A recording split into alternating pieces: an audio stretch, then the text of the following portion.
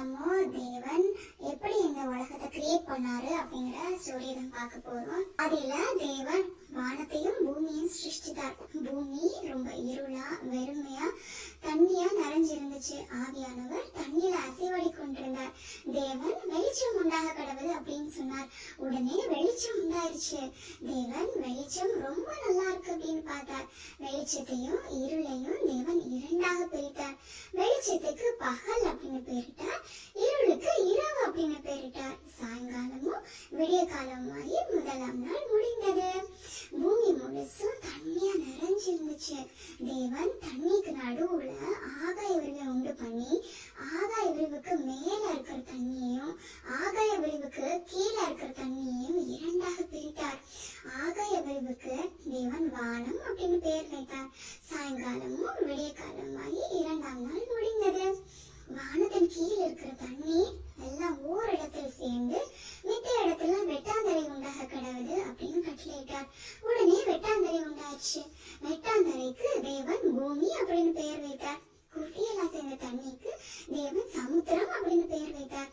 அப்புறம் தேவன் பூமியில சகலவித புல்லையும் பூண்டையும் மரம் செடி கொடிகள் கனிகள் எல்லாவற்றையும் முளைக்க பண்ணார்.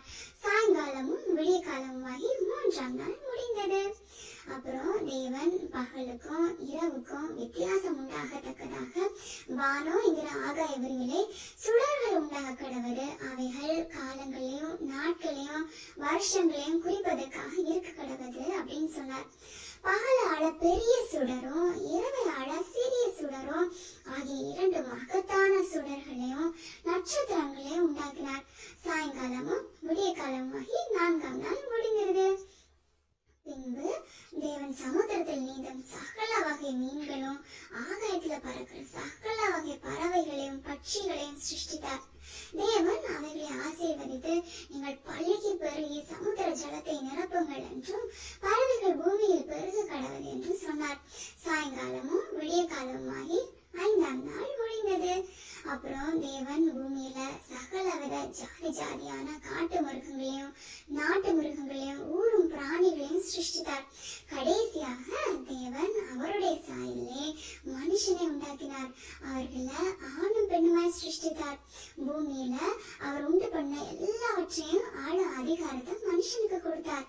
மனுஷனுக்கும் சகலவித மிருகங்கள் பறவைகளுக்கும் பூண்டுகள் காய்கறிகள் பழங்கள் இவைகளை ஆகாரமாக கொடுத்தார். சாயங்காலமும் விடிய காலமாகி ஆறாம் நாள் முடிந்தது. தேவன் தாம் செய்த சகல கிரியைகளையும் 6 நாள்ல நிறைவேற்றி 7ஆம் நாள்ல ஓய்ந்திருந்தார். 7ஆம் நாள்ல ஆசீர்வதித்து அதை பரிசுத்தமாக்கினார். ஃப்ரெண்ட்ஸ், பாத்தீங்களா, காட் எவ்வளவு அழகா அந்த உலகத்தை அப்புறம் நம்மளையும் கிரியேட் பண்ணியிருக்காரு. நம்ம எப்பவும் காடுக்கு தேங்க்ஃபுல்லா இருக்கணும். ஓகேவா?